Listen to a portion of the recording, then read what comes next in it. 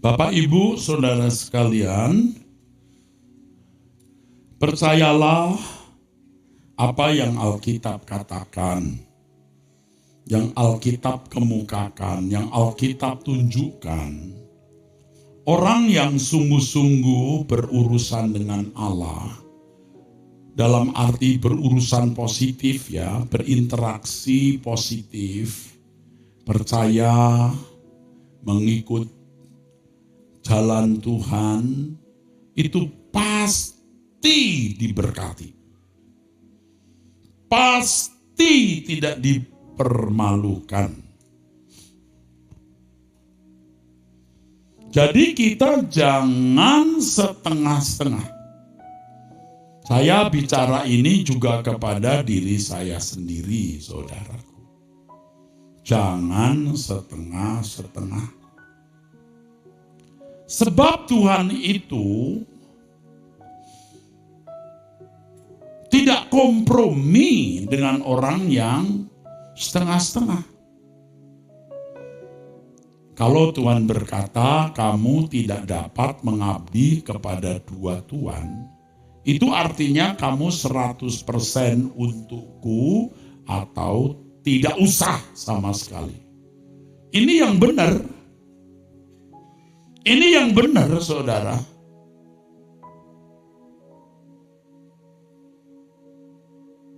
Ini yang benar.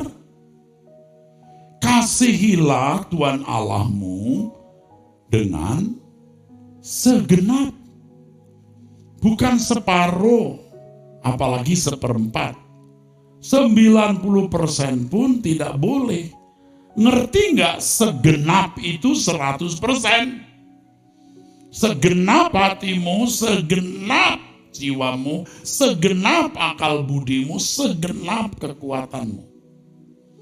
Saya bicara ini bukan hanya untuk saudara, tapi juga untuk diri saya sendiri, saudara. Serius. Saya juga ingin diberkati Tuhan. Saya juga takut, saudara, lepas dari Tuhan itu takut, saudara. Seperti yang pernah saya kemukakan, saya di saat-saat tertentu sengaja ya melihat bencana-bencana alam yang terjadi di dunia. Apakah itu angin tornado, banjir, gempa bumi, tsunami, atau kecelakaan-kecelakaan besar yang terjadi. Supaya kita itu melek. Manusia itu nothing. Perang.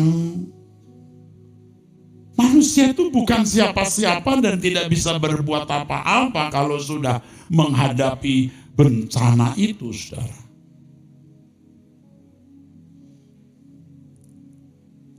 Saya mengikuti ulasan mengenai tsunami. Tsunami itu kalau dalam skala besar itu bisa tingginya 500 meter.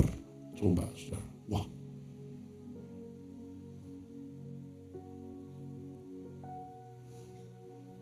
Itu Hotel Mandarin, Hotel Indonesia, Pullman lewat, saudara. Mau lari kemana? Apalagi kalau kita membaca 2 Petrus pasal 3 ayat 9, 10, 11. Unsur-unsur di udara akan terbakar dalam nyala api. Kok nggak takut loh, saudara? Kok bisa lo nggak gentar? Cengengesan lagi. Kok bisa lo nggak takut, saudara? Ini bukan mengintimidasi, saudara. Jangan main-main, saudara. Bukan nakut-nakuti, memang harus takut kita, saudara. Oleh sebab itu, jangan setengah-setengah. Kita sekarang punya prinsip baru, siang malam memikirkan Tuhan. Saya sudah suruh mengulang kapan itu. Di mana itu, lupa lagi. Siang malam memikirkan Tuhan. Katakan. siang malam memikirkan Tuhan. Lagi, 2, 3.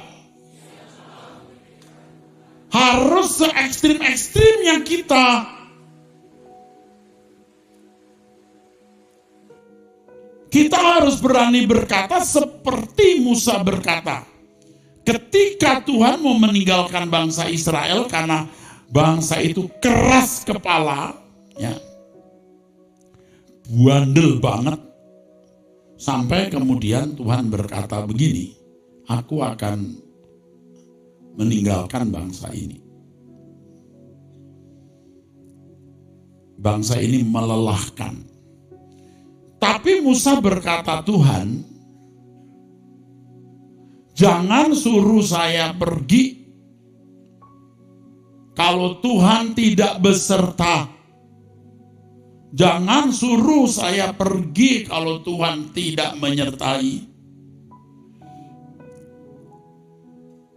Jangan suruh saya pergi, jangan bangsa ini jalan tanpa penyertaan Tuhan. Itu kalau saudara membaca di Keluaran 33 itu, saudara, Tuhan, Musa membujuk Tuhan. Jika engkau sendiri tidak membimbing kami, janganlah suruh kami berangkat dari sini. Tolong deh, jangan sombong yuk. Saya juga berkata kepada diri saya sendiri, jangan sombong. Modal uang itu tidak segalanya.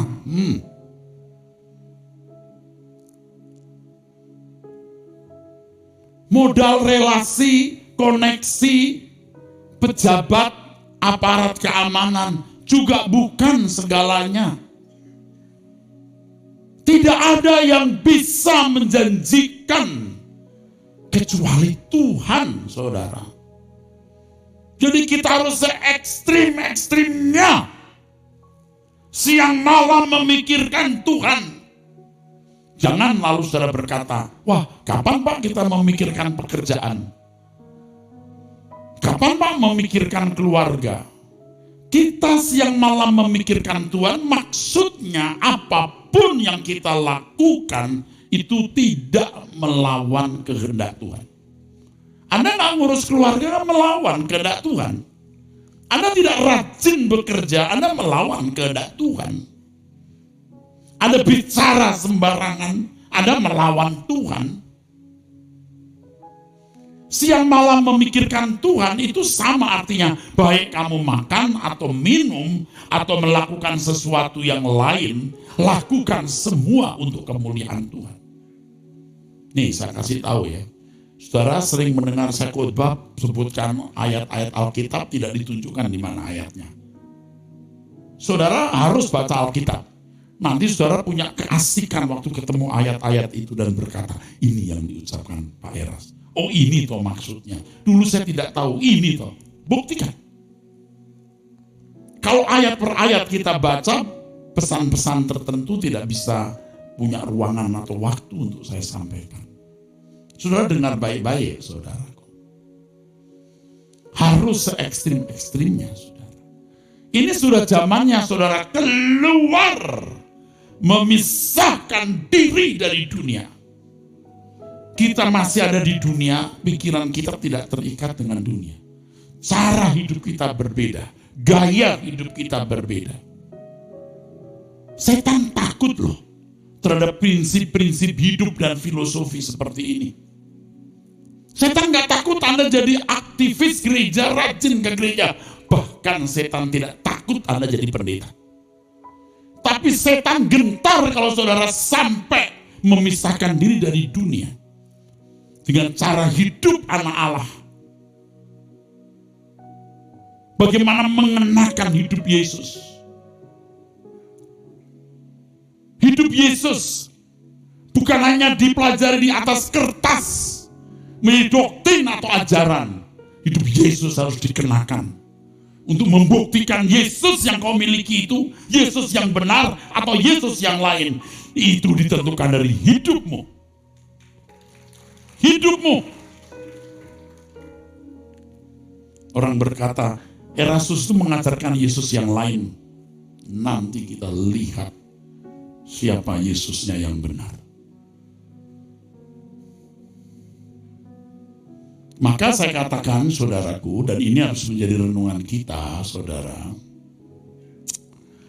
Coba kita cari yuk gereja yang hidup pendetanya seperti Yesus. Saya bukan mau mengatakan saya sudah seperti Yesus. Saya mengatakan ini, saya sedang menuntut diri saya sendiri. Kamu jangan hanya ngomong, Eras. Saya menjebak diri saya sendiri, saudara. Dan saya menjebak para pendeta. Hati-hati dengan hidupmu. Hati-hati dengan perkataan-perkataanmu. Hati-hati dengan keputusan-keputusanmu. Hati-hati dari caramu menggunakan uang. Hati-hati dengan segala tindakan-tindakan perbuatanmu. Sebab kita harus mewakili Tuhan. Mewakili Tuhan itu bukan hanya waktu kita khotbah di mimbar, pada waktu kita mendoakan orang atau konseling.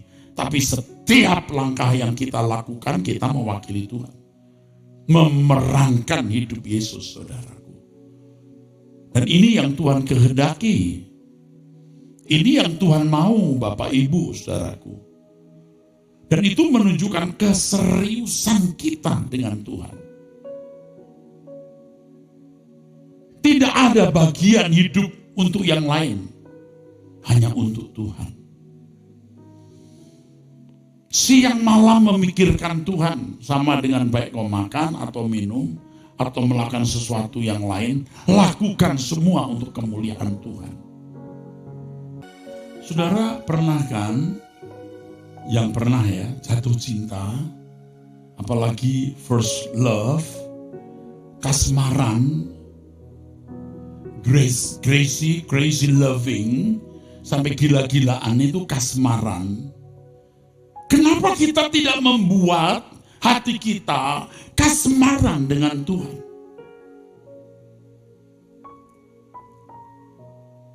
Kalau saudara punya kekasih, memiliki parfum, fragrance tertentu, Anda menyukai parfumnya. Anda tidak pernah tanya harga parfummu berapa. Tapi bau ini yang aku suka. Kalau Anda cium rambutnya, Anda nggak tanya, sampo yang kau pakai itu sampo harga berapa. Tapi jenis ini, I like it. Paham? Amin. Amin. Anda cium bak parfumnya, ini loh. Aku suka yang ini karena kau yang mengenakan. Kau cium rambutnya, fragrant ini aku suka. Anda nggak tanya, ini sampo apa? Jangan-jangan dia pakai minyak kelapa. Minyak kelapa pun jadi, karena dia yang memakai. Minyak sirih. Serius, ketika Anda jatuh cinta, bau apapun yang ada padanya jadi enak. Ada yang salah yang saya ngomong? Ada yang salah? Paham? Makanya ada istilah, kalau orang jatuh cinta, telai ayam pun rasa coklat Holland.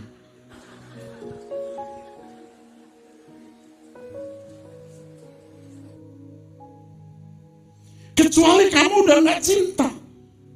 Apapun baunya gak suka. Biar dia pakai parfum yang harganya jutaan, Anda gak suka. Kenapa kita tidak membaui keharuman Tuhan dan berkata, ini yang aku suka. Aku mau mencium parfumnya. Aku mau mencium keharumannya. I can't live without him.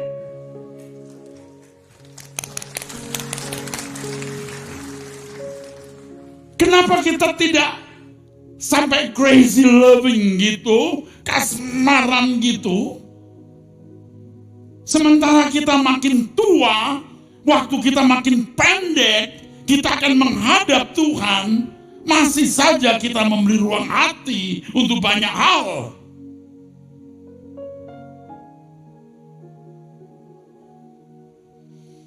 Masih senang tontonan-tontonan dunia, showbiz yang tidak perlu kita tonton, kecuali ada nilai seni di situ dan orang berurusan dengan seni tersebut.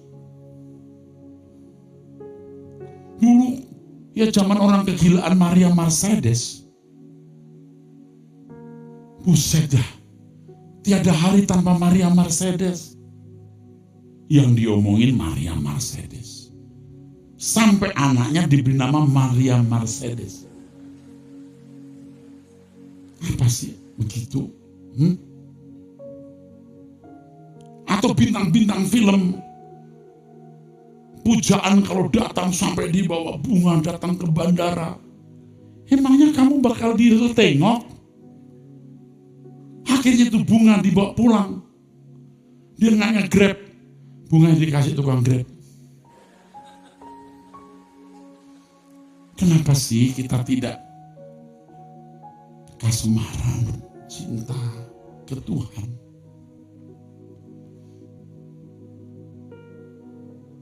Kita harus melekat dengan Tuhan, saudaraku. Siang malam memikirkan Tuhan. Sampai saudara benar-benar mengalami Tuhan. Harus membuat orang di sekitarmu geleng-geleng. Kamu begitu amat sih? Kamu begitu amat sih?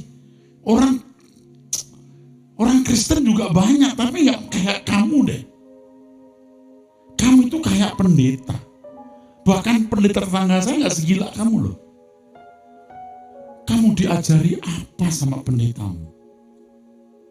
Pendetamu 100 itu. Erastus bukan 100. Enak aja kau bilang 100. Kalau 100 cepet. Erastus. Oh yang sesat itu, iya. Dia menyesatkan saya dalam kebenaran. Orang dunia berkata kita sesat. Tapi Tuhan berkata ini benar. Kalau kita belum gila di mata dunia, belum waras di mata Tuhan. Paulus pun dikatai gila. Yesus pun dikatai gila. Kita hanya belum dikatai gila. Sudah. Selamat. Kalau sudah Anda lulus berarti. Memang kita tidak boleh nyentrik, saudaraku. Hidup wajar, santun, di hadapan, hidup bermasyarakat dengan baik.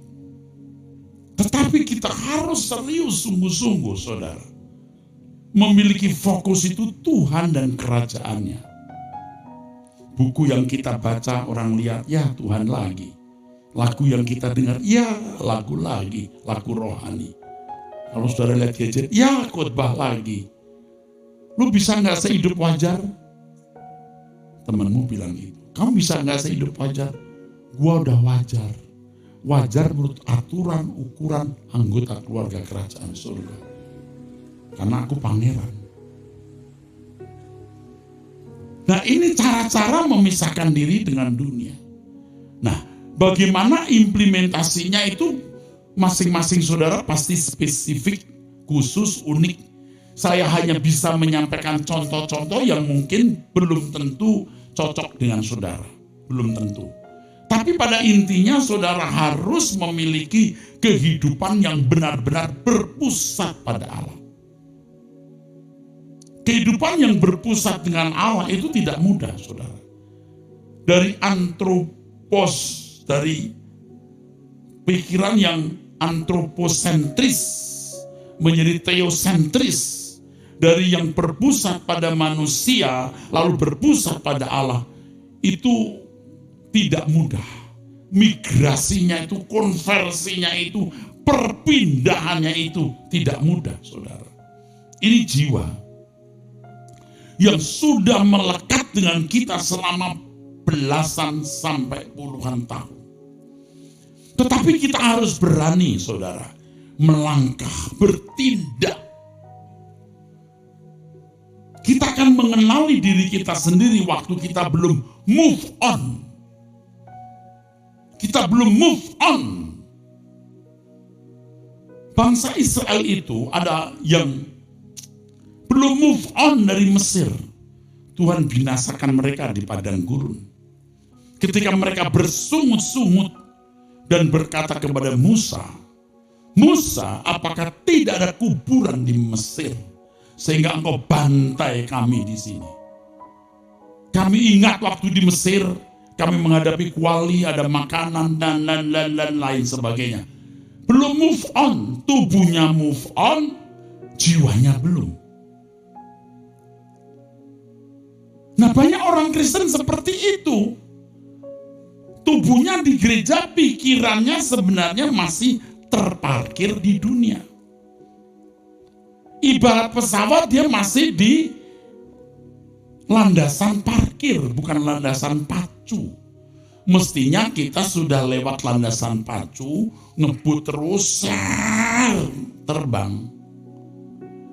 Kira-kira ibarat pesawat terbang, saudara itu sudah di landasan pacu belum?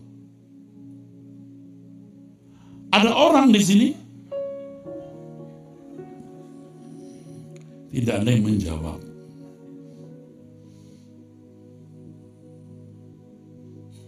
Oh sudah Pak, di landasan pacu, oke. Anda sudah jalan? Berapa kecepatan? Sudah terbang? Loh kok saudara lihat saya aneh? Yang aneh itu saya atau saudara sebenarnya ini?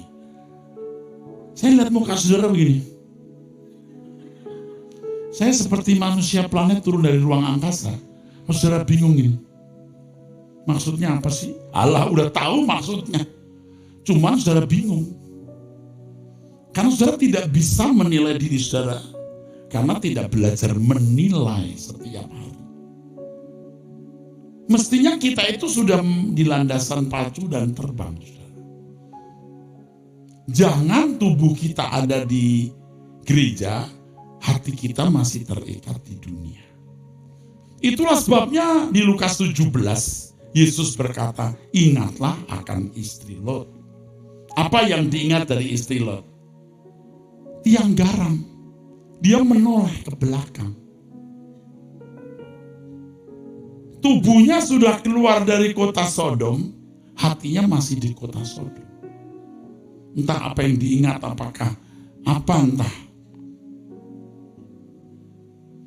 Kalau saya ditanya apa sih yang diingat oleh istri Lot, pasti perkara dunia. Karena Yesus di Lukas 17 itu mengatakan soal makan, minum, kawin, dikawinkan. Soal perkara-perkara kesenangan, kenikmatan dunia, saudara. Bukan tidak boleh kawin, bukan tidak boleh punya rumah atau makan minum. Jangan tertuju, terikat dengan perkara dunia itu. Ini maksudnya. Tubuhnya sudah keluar, tapi hatinya masih di kota Sodom. Ada hal-hal yang mungkin sifatnya subjektif ya Bapak Ibu. Tapi saya harus bagikan, ini memang pengalaman pribadi yang subjektif. Tetapi saya harap ini menjadi berkat. Sebenarnya berdoa itu tidak mudah, saudara. Menyembah Tuhan itu juga tidak mudah. Berdialog dengan Tuhan itu tidak mudah, saudara. Meyakini bahwa Allah itu ada, hidup, hadir, tidak mudah. Tidak mudah. Kalau orang berkata menyembah Tuhan itu harus hidupnya tiap hari benar-benar memberi nilai tinggi Tuhan. Kalau tidak match, tidak sinkron, bohong, munafik. Seperti mencemooh Tuhan. Kau maha besar, kau maha tinggi, kau muliakan. Hari-hari hidupmu tidak menunjukkan yang kau menghormati Tuhan. Jadi menyembah itu tidak mudah. Warna hidup saudara tiap hari harus benar-benar memberi nilai tinggi Tuhan. Ini pun juga tidak bisa saya jelaskan dalam waktu singkat. Tetapi yang saya mau katakan sebenarnya begini, saudara. Kita itu bisa berdialog dengan Tuhan itu, saudara, lewat perjalanan waktu yang panjang. Baru bisa touch, bisa menyentuh adanya percakapan dengan Tuhan, percakapan yang sejati. Nah, saya membayangkan, sekali lagi subjektif ya saudara, bagaimana kita bisa bagaimana suara kita bisa sampai tahta Tuhan, dihargai oleh Tuhan, semacam memiliki legal standing di kerajaan surga, yang ini boleh diperdengarkan di hadapan tahta Allah. Malaikat-malaikat pun menghargai suara ini. Tuhan mendengar semua doa pasti, tapi belum tentu Tuhan merespon dan menilai doa itu benar. Mungkin beberapa kali saudara mendengar saya berkata, biar penyembahan ini melintasi langit, segala langit, dan melewati bintang-bintang sampai tahta-Mu, ya Tuhan. Bagaimana kita bisa punya doa penyembahan itu layak sampai tahta Tuhan, saudara? Kalau hati kita bersih, hidup kita bersih, hati kita tidak terikat di dunia, kita benar-benar menghormati Tuhan. Mungkin saudara punya rumah bagus, mobil bagus, uang lebih, saudara terhormat juga. Tetapi saudara tidak menganggap itu sebagai nilai lebih yang saudara nikmati, yang karenanya saudara bahagia. Seperti Paulus mengatakan, apa yang dulu merupakan keuntungan bagiku, sekarang kuanggap rugi. Dan kupandang seperti sampah. Tadi saya khotbahkan hal ini, tapi sayang waktu tidak cukup untuk menjelaskan. Sampah ini sebenarnya pupuk maksudnya. Kita jadikan pupuk. Ini terkait dengan kalimat ikat persahabatanmu dengan mempergunakan persahabatan dengan Tuhan, mempergunakan mamon. Ya saudara. Jadi tidak salah punya rumah, mobil, dan segala fasilitas, kita bisnis, kita kerja, cari uang, saudaraku. Tapi hati kita tidak terikat di situ, di mamon itu. Ini menjadi alat pupuk untuk membangun hubungan kita dengan Tuhan. Kita harus mencintai Tuhan itu seperti orang kasmaran, saudara. Makin hari makin kuat cinta kita, saudaraku. Tadi sudah saya beri ilustrasi fragrance, cium rambutnya. Kita nggak tanya sampo harga berapa, tapi bau yang ini aku senang. Karena siapa yang pakai orang yang kucintai. Tidak berlebihan, ada fragrance, ada keharuman Tuhan yang kita cium di dalam roh kita.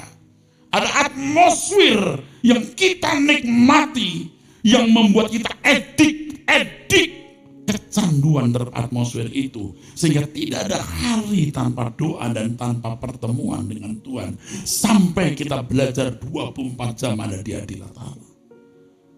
Itu prosesnya demikian. Siang malam memikirkan Tuhan. Harus se-ekstrim-ekstrimnya. Percaya sudah tidak akan menjadi kacau, etos kerjamu tidak rusak, tanggung jawab yang harus kau penuhi tidak akan kau hindari. Engkau jadi manusia yang agung, yang tanggung jawab, saudaraku. Kalau hati kita bersih, tidak ada ikatan dunia, tidak gila hormat, bukan mencari hormat, penyembahan kita sampai tahta Tuhan. Saya tidak tahu ya istilah ketinggian, saya tidak tahu berapa ketinggian saya. Tapi saya rindu dan saya membagikan bagaimana aku bisa mencapai puncak kesucian setinggi-tingginya. Puncak keberkenanan di hadapan Allah setinggi-tingginya. Karena aku hanya punya satu kali kesempatan hidup berurusan dengan Allah, semesta alam yang maha besar, yang dari kekal sampai kekal. Wah. Masih bersama saya? Beri tepuk tangan untuk kebenarannya. Kita bukan berurusan dengan dewa yang terbatas kuasanya. Kita berurusan dengan Allah yang tidak terbatas, yang ada dari kekal sampai kekal, yang memiliki segala kuasa, kerajaan, kemuliaan, yang menjanjikan, saudaraku. Bagaimana kita sebersih-bersihnya hidup ini, tidak terikat dengan dunia. Kalau kita terbang setinggi-tingginya sampai tahta Tuhan, kalau kita sudah berdoa, menyembah Tuhan, sampai tahtanya. Kami sembah Engkau.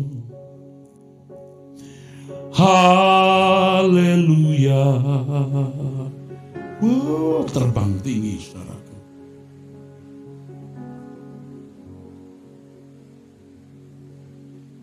Ini bukan fantasi. Tadi memang saya katakan subjektif. Tapi saudara yang memiliki pengalaman bergaul dengan Tuhan, ini bukan subjektif kosong. Ini memiliki nilai bagi yang memiliki ketulusan hati dan nurani. Serius, saudara. Apalagi kalau saudara sudah sering ikut doa bersama saya. Saudara bisa merasakan makin hari kualitas doa kita makin meningkat. Kita doa sesudah 1 jam rasanya baru mulai sudah habis.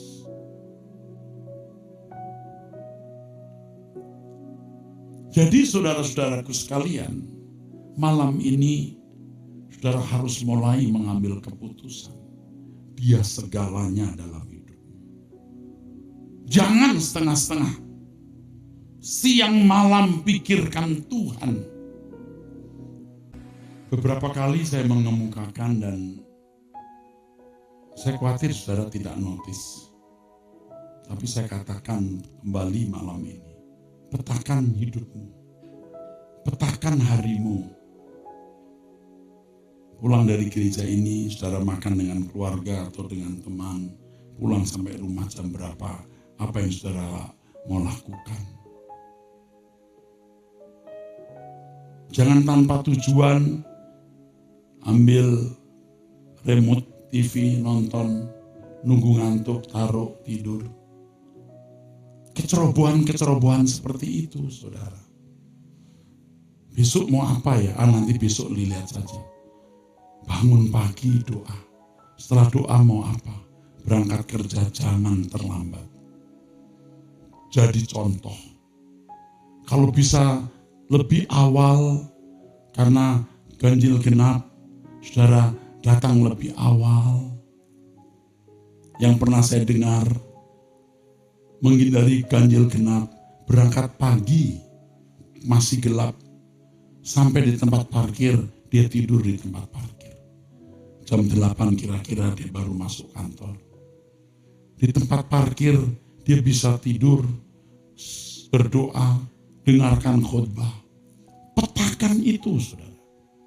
Siang malam memikirkan Tuhan. Kalau tidak saudara petakan harimu, Anda tidak akan pernah bisa mewujudkan apa yang kita katakan malam ini. Siang malam memikirkan Tuhan, Anda tidak bisa memetakannya. Memikirkan Tuhan bukan hanya muncul di dalam pikiran kita, tetapi ada waktu-waktu di mana kita benar-benar berurusan dengan Tuhan, kecuali kita sedang ada dalam satu pekerjaan di mana kita pasti fokus pada pekerjaan itu. Tapi di atas semuanya, seperti yang saya ajarkan kepada saudara, kita hidup di hadirat Tuhan. Kita hidup di hadirat Tuhan. Betapa menyenangkan hidup seperti ini, saudara. Hari itu kalau ada acara suara kebenaran misalnya, ini Selasa, Saudara sudah membayangkan nanti keluar kantor jam 5, setengah 5 atau jam 4 atau setengah 6. Aku harus buru-buru ke gereja. Dipetakan. Mam, aku langsung ke gereja, kalau kamu bisa langsung kita ketemu di gereja. Sampai di gereja jam 6, mam, kita makan dulu di food court misalnya. Hidup itu jadi indah. Tuhan fokus kita. Sampai di rumah sudah mulai malam, ya sudah mandi. Lalu sebelum tidur apa yang kau lakukan? Aku mau membaca kitab Filipi. Petakan, saudaraku. Aku mau dialog dengan istri bermesraan atau aku bercengkrama dengan istri. Aku ajak doa dulu. Setelah itu diskusilah apalah. Dipetakan. Kalau kemudian ada telepon dari teman, yuk di mana? Kita lagi ngopi. Anda sudah punya jadwal, sorry, saya punya acara. Acara apa? Adalah penting. Penting apa sih malam-malam begini? Ya penting. Boleh tahu nggak? Saya mesti ketemu istri. Saya sudah nggak ketemu seharian. Sepenting itukah? Dia lebih penting dari kamu, Bung, sorry. Kenapa kita nggak memetakan itu? Aku udah ketemu anak-anak, dia anak-anak masih bangun, mumpung masih bangun, aku mesti ngobrol dengan mereka. Anda jadi manusia yang luar biasa sopan. Lakukan ini, saudara. Kalau tidak, ini Selasa. Nanti apa? Nah, tunggu teman, siapa yang mau traktir saya? Siapa yang mau ngajak ngebir?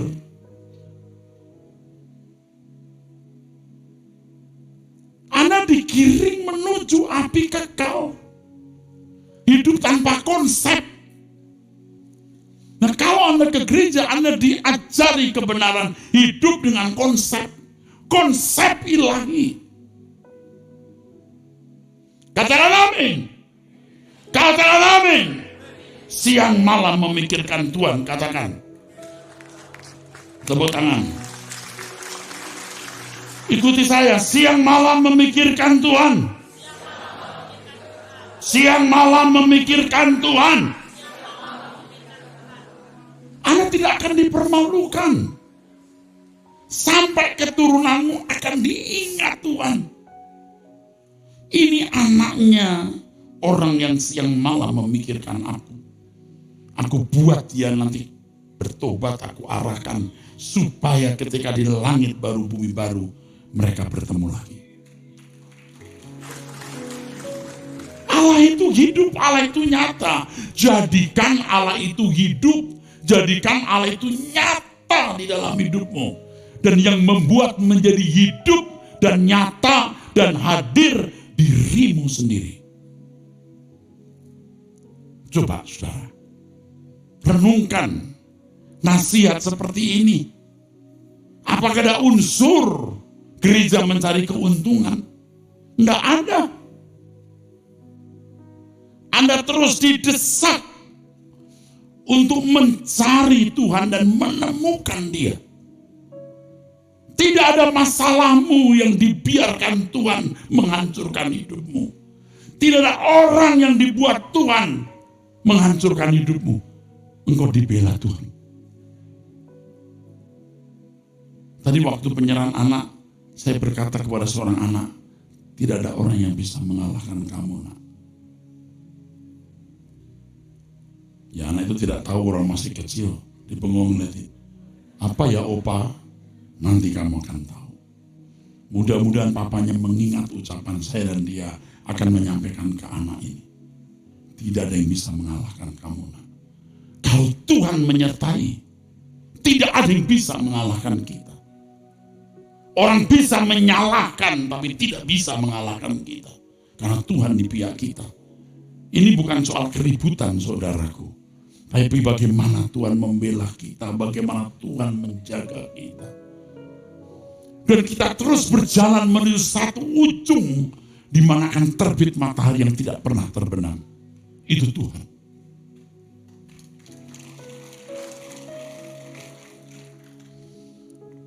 Terus terang ya saudaraku, sebagian saudara ini tidak menghargai Tuhan secara patut.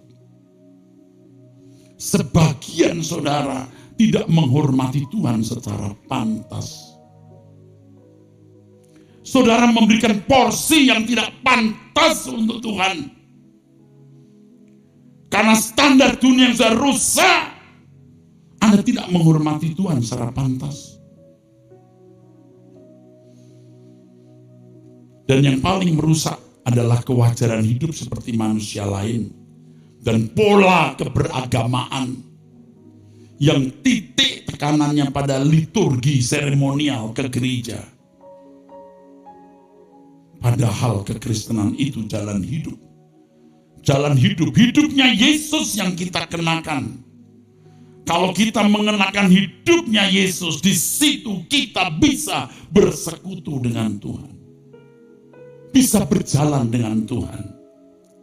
Serius. Saya menanyakan, Bapak, bagaimana aku bisa berjalan denganmu? Kok rasanya sulit ya Tuhan?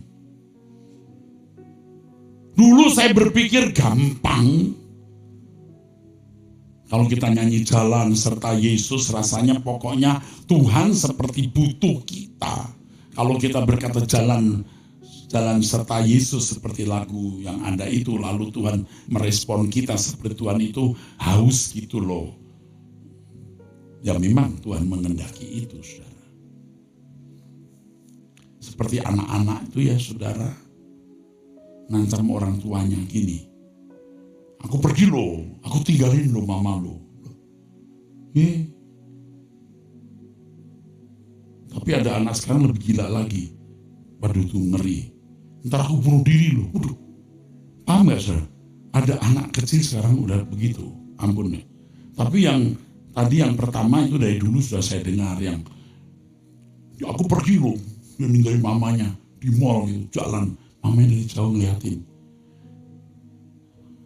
Oh itu mamanya bilang, oh terserah situ, ayo jalan sendiri. Ayo biar dilindas bus kota kamu. Silahkan, ayo sono. Tapi mamanya lihat dari jauh, tuh anaknya pergi. Pokoknya gua tinggalin mama. Tapi setelah jauh dia nengok ini. Masih diikutin.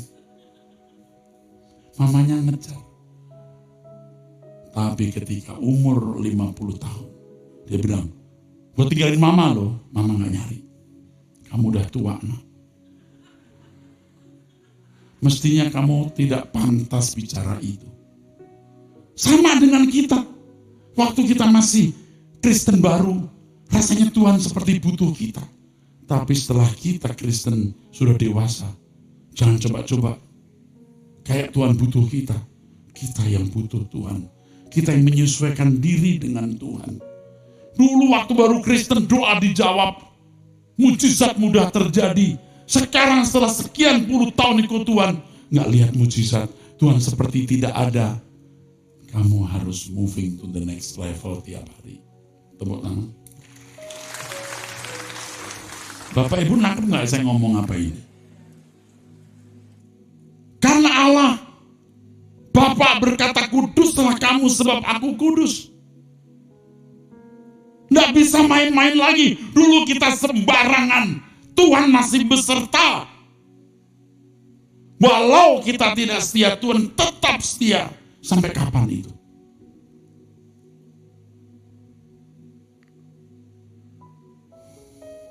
Bapak Ibu mesti mengerti hal ini. Kita yang harus membayar harga untuk bisa berjalan dengan Tuhan.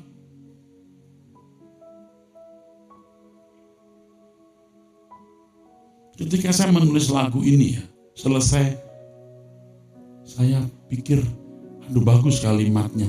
Yang ku akhiri jalanku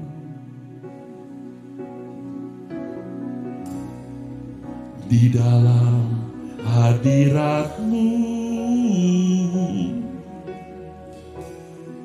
perhentian yang sempurna